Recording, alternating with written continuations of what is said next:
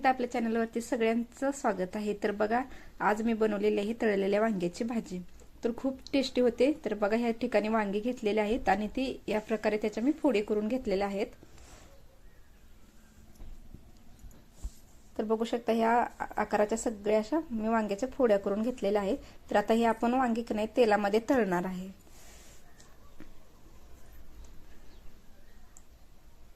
तर बघा, खूप छान अशी ही भाजी टेस्टी लागते, एकदा नक्की बनवून बघा तुम्ही। तर ही तेलामध्ये मी आता तळून घेणार आहे वांगी सगळी।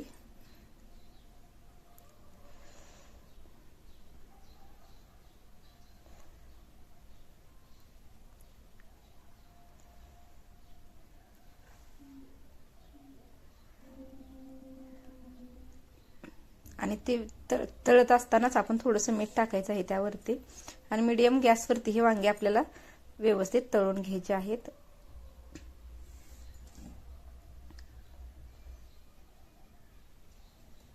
तर बघा, सारखे सारखे हलवत मी अशी व्यवस्थित सगळ्या बाजूने व्यवस्थित अशी वांगी तळून घेत आहे।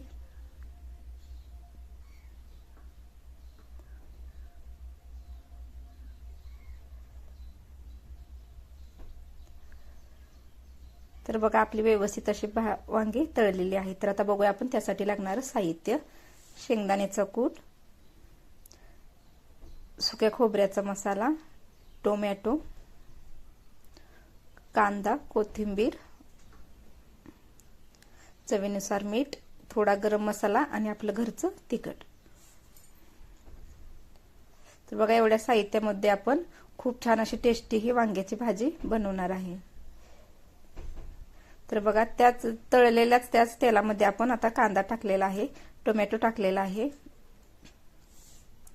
लगेच तो खोबऱ्याचा सुका मसाला टाकायचा आहे। तोही व्यवस्थित तेलामध्ये फ्राय करून व्यवस्थित असं घ्यायचं आहे।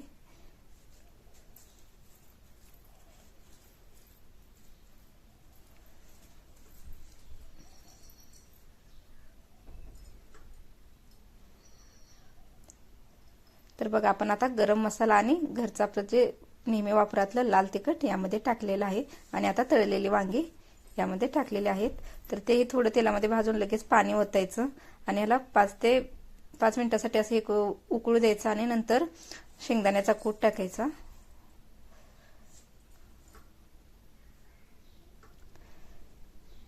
व्यवस्थित हलवून एक थोड्या वेळ आपण उकळी येऊ द्यायची।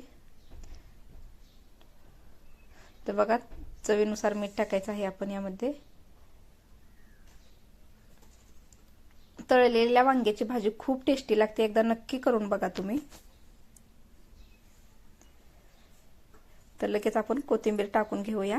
आणि जर कोणी ताई नवीन असतील आपल्या चॅनलवरती आणि त्यांनी अजूनही आपल्या चॅनलला सबस्क्राईब केलं नसेल तर नक्की जाऊन सबस्क्राईब करायचं आहे आणि आपल्या रोज नवीन अशा रेसिपी बघायच्या आहेत।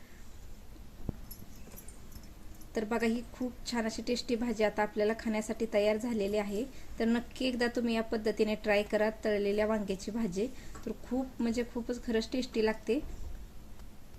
जर तुम्हाला आपल्या रेसिपी आवडत असतील तर नक्की लाईक आणि शेअर आणि कमेंट करत जावा। तर अशीच एक नवीन आपण रेसिपी घेऊन भेटूया लवकरच।